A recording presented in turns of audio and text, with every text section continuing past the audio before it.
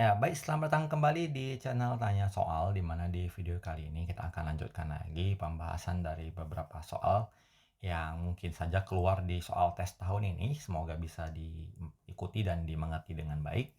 Soal pertama, jika akar dari akar pangkat 38x pangkat 3 sama dengan 4, maka 2x kurang 16 sama dengan titik-titik. Jadi kita perhatikan dulu soalnya. Akar dari akar pangkat 3, 8x pangkat 3 sama dengan 4. Kita bisa sederhanakan bentuk yang di dalam akar ini menjadi akar pangkat 3, di mana 8 itu adalah 2 pangkat 3 dikalikan dengan x pangkat 3, dan hasilnya sama dengan 4. Karena bentuk akarnya ini kebetulan saling bisa mematikan ya.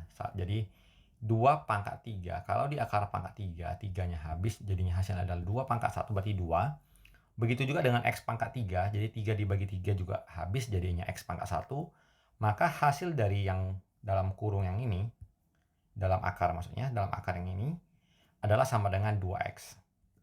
Sehingga bisa kita tuliskan bahwa akar dari 2x sama dengan 4. Langkah selanjutnya, kita menghendaki bagaimana menghilangkan akar ini adalah kita kuadratkan kiri dan kanan. Sehingga kalau akar dikuadratkan, akarnya hilang, kita peroleh 2x sama dengan 4 pangkat 2 adalah 16. Pertanyaan soal adalah 2x dikurang 16. Kita sudah peroleh bahwa nilai 2x yang kita dapatkan adalah 16. Langsung kita substitusikan, jadi 16 dikurang 16, maka hasilnya sama dengan 0. Kita pilih jawabannya di option C. Kita lanjut ke soal berikutnya. Jika 2P sama dengan akar 1,35, maka nilai dari akar 13,5 adalah titik-titik. Jadi kita tuliskan pertanyaan soalnya adalah akar dari 13,5. Ini bisa kita ubah menjadi akar. Dari soal kita perhatikan bahwa data yang diketahui adalah 1,35. Maka kita upayakan bagaimana caranya supaya 13,5 ini bisa muncul sebagai 1,35. Jadi 13,5 bisa kita tukar jadi 1,35 dikali 10.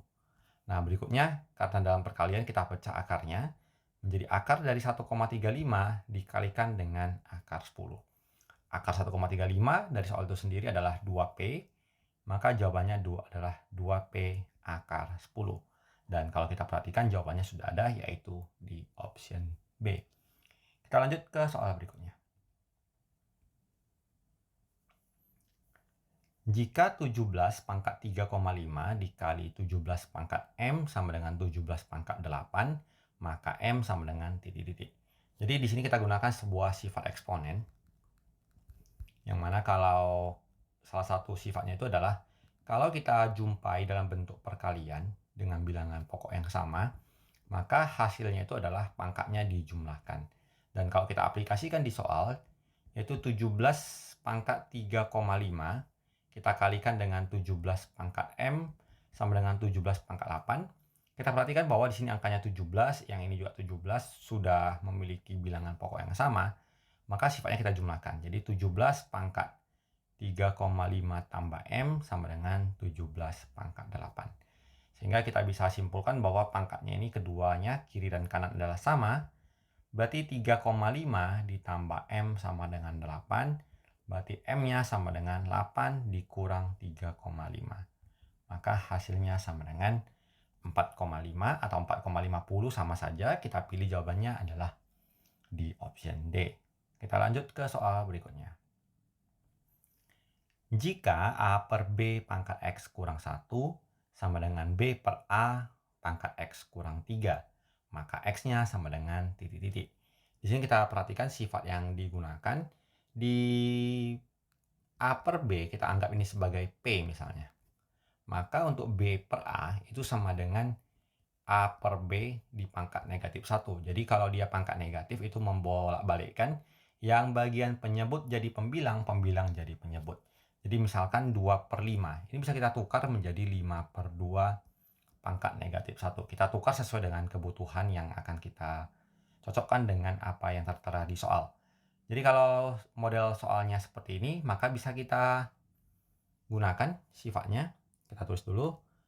A per B di pangkat X kurang 1 sama dengan B per A di pangkat X kurang 3. Maka kita ubah yang B per A-nya. A per B pangkat X kurang 1 sama dengan A per B pangkat min 1 lalu di pangkat X kurang 3. Dan kalau dia berpangkat di pangkat lagi, maka pangkatnya dikalikan.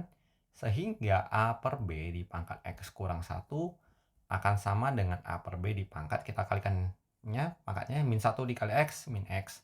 Min 1 kali min 3 jadi positif 3. Lalu kita asumsikan bahwa pangkatnya sama, X kurang 1 sama dengan min X tambah 3.